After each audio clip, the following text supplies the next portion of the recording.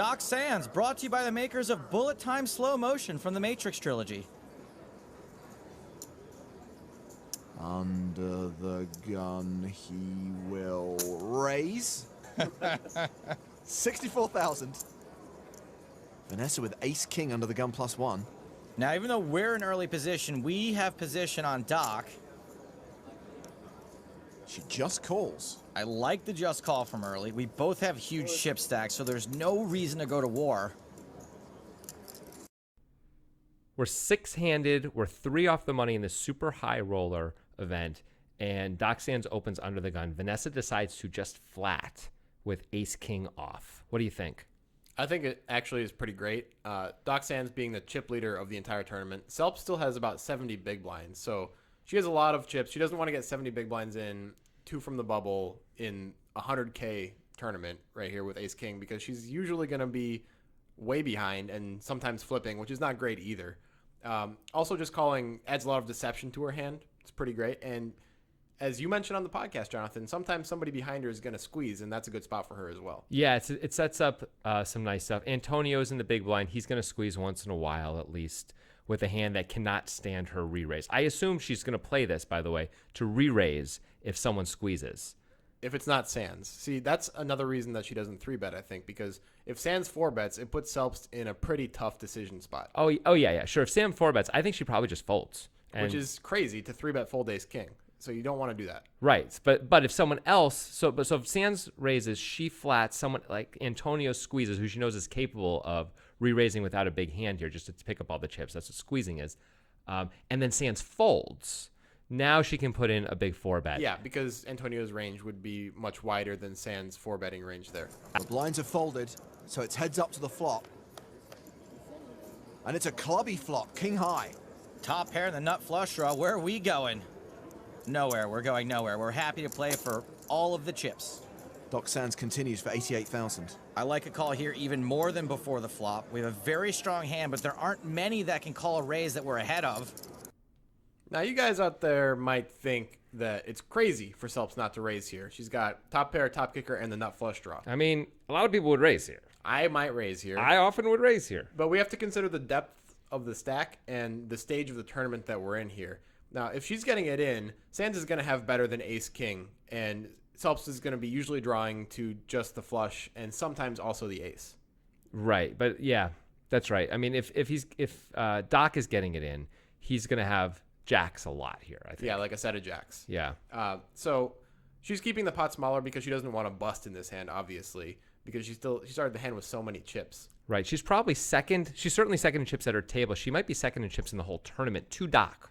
So it's just a disaster to go broke here. That said, she's got a huge hand. It's not crazy to raise. It's not crazy to raise. The problem is that when she gets action from Sands, the range of his hands that are valuable hands that Selbst has beat is pretty thin. Right, and part of the reason is because she has the ace of clubs in her hand. If she doesn't have it in her hand, she could assume he could have the ace of clubs in his hand, and thus she can play for value a lot more. But because she's got that card, if he decides to play for stacks, he's not doing it with a flush draw very often. He's not going to usually go nuts with the queen of clubs here. No, he's got what he has or better most of the time. Right. I guess once in a while, maybe 2 black queens or maybe king, queen with the queen of clubs, but usually not. He's usually just going to call if she raises. He's not going to go crazy. When we call, it disguises both the strength of our hand and our strong redraw. Having called the bet, Vanessa sees the 6 of hearts on the turn. Still like our hand. We can pretty much call every street blindly and not really worry about it. Here comes a second barrel from the doctor. 244,000. Boy, that's a big bet. I think Doc might be able to put us on a big club or a big hand, but probably not both. Vanessa calls a second time. This is a really big bet by Doc Sands relative to what people are generally betting on the turn at this stage of a tournament like this. And it's very scary. It's now definitely not a good spot for Selbst to raise. Yeah, this would now get nuts to raise here if you're Selbst, because he's repping a real strong hand for sure. And he's repping a hand that is made in a way more than top here. Her equity on the flop was a lot higher than her equity on the turn because there's now only one card to come if she's already beat. So it makes it pretty tough for her to get action from a worse hand at this point if she raises, especially due to the sizing of Sands' bet here. So I think it's a really good just call because she still has the deception factor of having top. It doesn't really look like she has that strong of a hand. I agree. Yeah, she's just not getting action from much except maybe at the other ace king. That's the other hand he might be betting, another ace king, but that's about it if you're Vanessa. Everything worse than that is almost always going to check or bet smaller anyway. By the way, another reason to just call is if he somehow has the queen of clubs in his hand, which is not unreasonable, be it king, queen with the queen of clubs. He could still have that. Maybe even 2 black queens or just the queen of clubs in his hand, or like queen 10 with the queen of clubs, which is a big combo draw. On the river, if a club comes, he's going to lose a big pot to her. So she gets to keep that alive too. 857,000 in the middle now. 3 of diamonds on the river. What a brick. All that potential on the flop. Now all we've got is a pair of kings. And a pair of 3s. Good point, well made, James. Doc's got that pair of 3s too, though.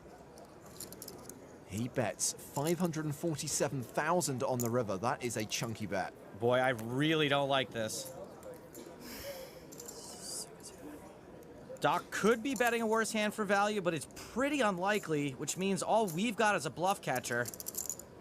Now, if we think Doc might be just putting us on busted clubs, we could make this call. But with Vanessa's propensity to call light, I don't know that Doc does this very often with nothing. When we just called under the gun +1, I think big hands become a fairly big part of our range, and if Doc knows this and he's still betting, he's probably not bluffing us. Trying to bluff Vanessa Selbst is usually as ill-advised as the t-shirt that looks like a tuxedo I'm going to be wearing at our wedding.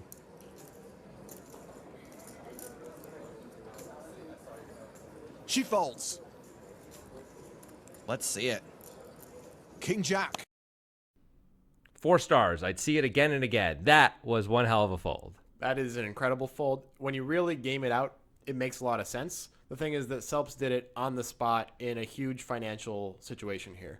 Yeah, I mean, it's so hard, I think, to fold in these spots because you're on TV. You don't want to get bluffed. You've got basically the top of your range here, and still, maybe I guess she can have small flushes too, but essentially right near the top of her range.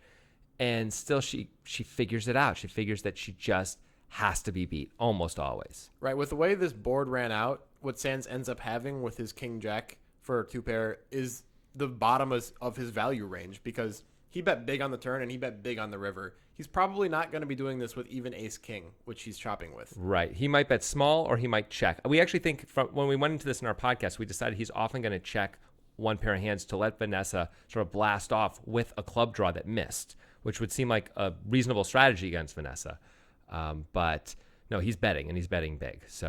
And Vanessa figures this all out and makes a really, really impressive fold. Yeah, she doesn't like it, but she preserves most of her stacks somehow in this hand when a lot of people would just have gone broke. She could have gone broke on the flop. No problem. Easily. Or she could have called this huge bet on the river and be, just crippled. But instead, she figures it out.